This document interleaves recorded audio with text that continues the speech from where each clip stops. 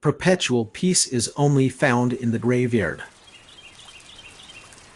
The ideal of the Supreme Being is nothing but a regulative principle of reason which directs us to look upon all connection in the world as if it originated from an all-sufficient necessary cause. Beauty presents an indeterminate concept of understanding, the sublime an indeterminate concept of reason. We are enriched not by what we possess, but by what we can do without. Man must be disciplined, for he is by nature raw and wild. That logic has advanced in this sure course, even from the earliest times, is apparent from the fact that, since Aristotle, it has been unable to advance a step, and thus to all appearance has reached its completion. Ingratitude is the essence of vileness. We assume a common sense as the necessary condition of the universal communicability of our knowledge, which is presupposed in every logic and every principle of knowledge that is not one of skepticism. Ic can, while ic will was ic must. Art is purposiveness without purpose. It is often necessary to make a decision on the basis of knowledge sufficient for action, but insufficient to satisfy the intellect. A society that is not willing to demand a life of somebody who has taken somebody else's life is simply immoral. Give me matter, and I will construct a world out of it. The great mass of people are worthy of our respect. Enlightenment is man's emergence from his self-incurred immaturity. With men, the state of nature is not our state of peace, but war. It is not God's will merely that we should be happy, but that we should make ourselves happy. But although all our knowledge begins with experience, it does not follow that it arises from experience. Coffee. An action, to have moral worth, must be done from duty. Nature does nothing in vain, and in the use of means to her goals she is not prodigal. Since the human race's natural end is to make steady cultural progress, its moral end is to be conceived as progressing toward the better.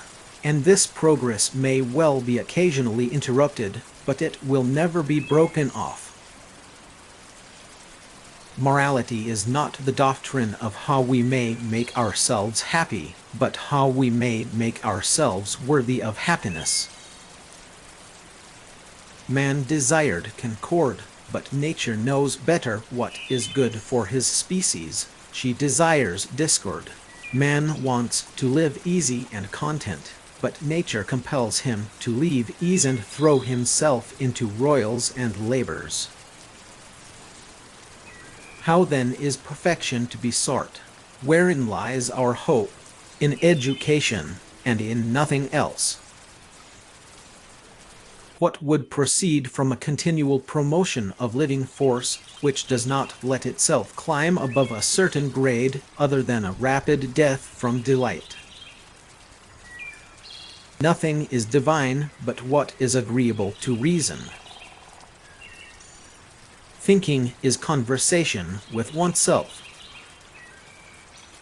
It is of great consequence to have previously determined the concept that one wants to elucidate through observation before questioning experience about it, for one finds in experience what one needs only if one knows in advance what to look for. Freedom in the practical sense is the independence of the power of choice from necessitation by impulses of sensibility. Arrogance is, as it were, a solicitation on the part of one seeking honor for followers, whom he thinks he is entitled to treat with contempt. Melancholy characterizes those with a superb sense of the sublime. Heid den mut, dich deins eigenen Verstens zu bedienen. Laws always lose in energy what the government gains in extent. Always treat people as ends in themselves, never as means to an end. Experience may teach us what is, but never that it cannot be otherwise. All thought must, directly or indirectly, by way of certain characters, relate ultimately to intuitions, and therefore, with us, to sensibility, because in no other way can an object be given to us. Do the right thing because it is right. Space and time are the framework within which the mind is constrained to construct its experience of reality. Innocence is a splendid thing, only it has the misfortune not to keep very well and to be easily misled. The bad thing of war is that it makes more evil people than it can take away. By a lie, a man annihilates his dignity as a man. The true religion is to be posited not in the knowledge or confession of what God allegedly does or has done for our salvation, but in what we must do to become worthy of this. We can never, even by the strictest examination, get completely behind the secret springs of action. If education is to develop human nature so that it may attain the object of its being, it must involve the exercise of judgment. Procrastination is hardly more evil than grasping impatience. Thrift is care and scruple in the spending of one's means. It is not a virtue, and it requires neither skill nor talent. Freedom is the opposite of necessity. The hand is the visible part of the brain. Look closely. The beautiful may be small. Happiness is not an ideal of reason, but of imagination. Suicide is not abominable because God prohibits it. God prohibits it because it is abominable. Hence we may at once dismiss as easily foreseen but futile objection, that by our admitting the ideality of space and of time the whole sensible world would be turned into mere illusion. Nothing can possibly be conceived in the world, or even out of it, which can be called good without qualification, except a good will.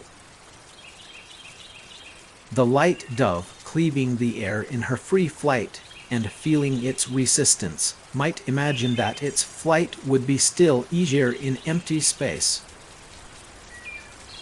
The infinitude of creation is great enough to make a world, or a Milky Way of worlds, look in comparison with it what a flower or an insect does in comparison with the earth.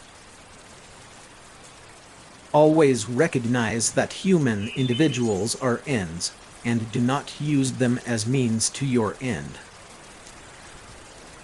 If I am to constrain you by any law, it must be one by which I am also bound. I freely admit that the remembrance of David Hume was the very thing that many years ago first interrupted my dogmatic slumber and gave a completely different direction to my researches in the field of speculative philosophy. The function of the true state is to impose the minimum restrictions and safeguard the maximum liberties of the people, and it never regards the person as a thing. The main point of enlightenment is man's release from his self-caused immaturity, primarily in matters of religion.